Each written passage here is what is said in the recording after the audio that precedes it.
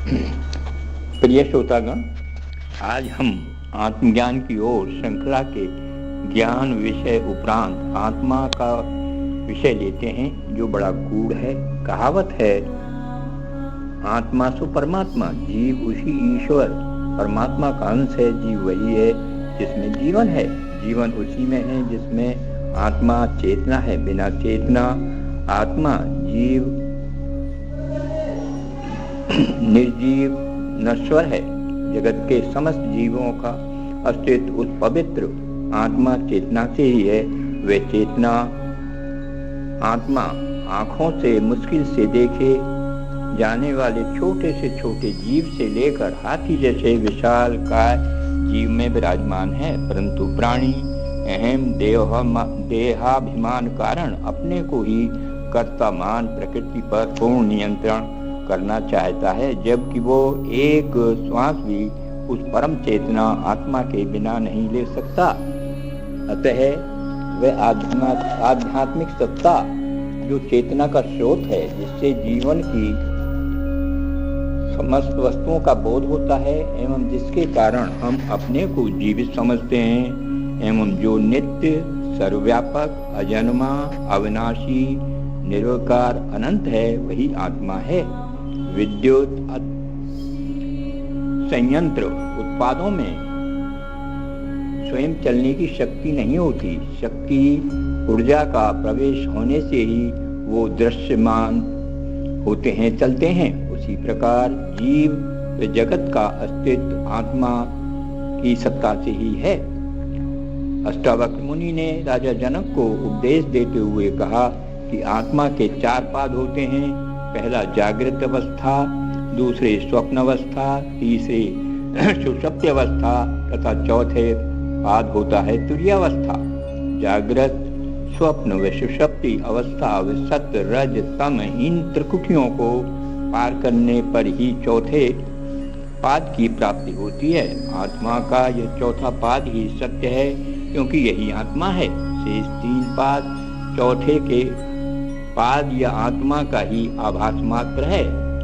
आत्मा जागृति, स्वप्नावस्था व सुषुप्ति में रहती है, परंतु चौथी अवस्था तो कुटस्थ या आत्मा की ही अवस्था है। आत्मा शेष 3 अवस्थाओं में उसी प्रकार है जैसे फूल की माला में धागा। आत्मा धागा है। एक अवस्था की समाप्ति पर दूसरी अवस्था तैयार रहती है। अवस्थाएं बदलती रहती हैं, परंतु अवस्थाओं को जानने वाला नहीं बदलता। आत्मा हर अवस्था में रहती है तथा वो ही सब अवस्थाओं को प्रकाशित करता है। हमारी स्वयंता का नाम ही आत्मा है। आत्मा किसी का दृश्य नहीं, स्वयं प्रकाश है। तेज व आंखों का दृश्य नहीं, संपूर्ण माया दृश्य है। सभी आत्मा को प्रकाशित करने के लिए अन्य किसी साधन की आवश्यकता नहीं। बिना किसी साधन के अनुभव ही स्वयं प्रकाश है। आत्मज्ञान की प्राप्ति में कुछ मुख्य बाधाएं, बंधन हैं। पाप वासना रहित अंतःकरण रूपी दर्पण में ही आत्मा का प्रतिबिंब दिखाई पड़ता है। इसके लिए शुभ कर्म, कर्मकांड माध्यम में दूसरे चित्त की चंचलता, इसमें चित्त मन को रोककर निर्विकल्प रहा जाए, इसके लिए उपासना आदि माध्यम है। तीसरे अज्ञान ज्ञान के द्वारा दूर किया जा सकता है। अब लेते हैं आत्मा का स्वरूप। आत्मा अर्थात सत्य अर्थात तीनों काल व शरीर की तीनों अवस्था जागृत, स्वप्न, सुषुप्ति में उसी की सत्ता है। नित्य है, वो नित्य है, शाश्वत है, जो आत्मज्ञान स्वरूप है। संपूर्ण ज्ञान आत्मा के कारण है। तीसरा, आत्मा आनंद स्वरूप है, सबसे अच्छे लगने वाला, सबसे पहले अपने को चाहते हो। नंबर 4, स्वयं प्रकाश स्वरूप है, सबका प्रकाशक है। आगे 5, आत्मा कुटस्थ है, लोहार के आयरन की तरह आत्मा पर किसी प्रकार का आंतरिक व बाह्य चीज का प्रभाव नहीं पड़ता।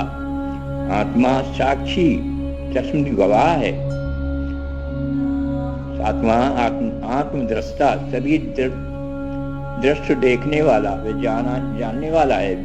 8 विभू अर्थात सर्वव्यापक, सर्वत्र सदैव रहने वाला है। 9 आत्मा अपने में पूर्ण एवं अद्वितीय है।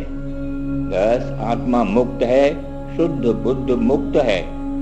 11 आत्मा अक्रिय, स्वयं कुछ नहीं करता वरन सबको करने की शक्ति देता है।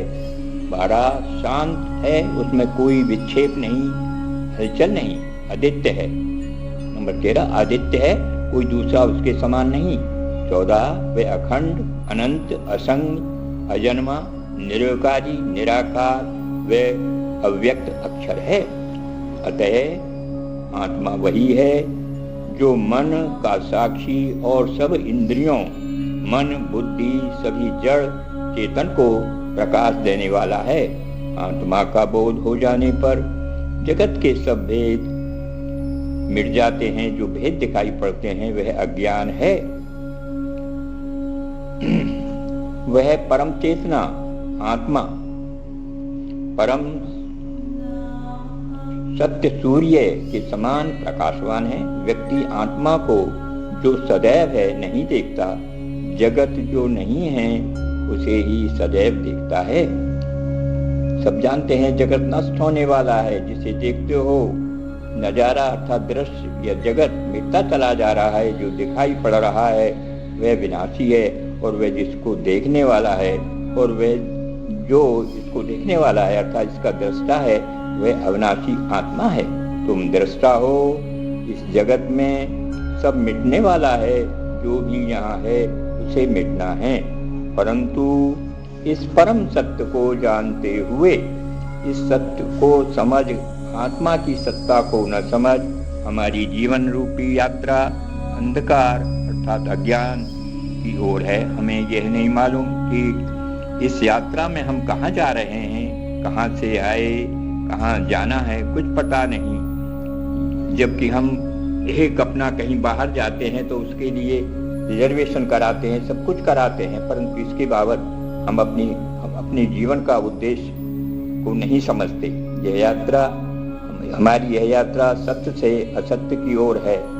हम इंद्रियों आदि के वशीभूत हो चेतन से संसार की ओर दौड़ रहे हैं। अतः इस संसार से चेतन की ओर लौटना है, तभी इस सत्य की ओर चलना होगा।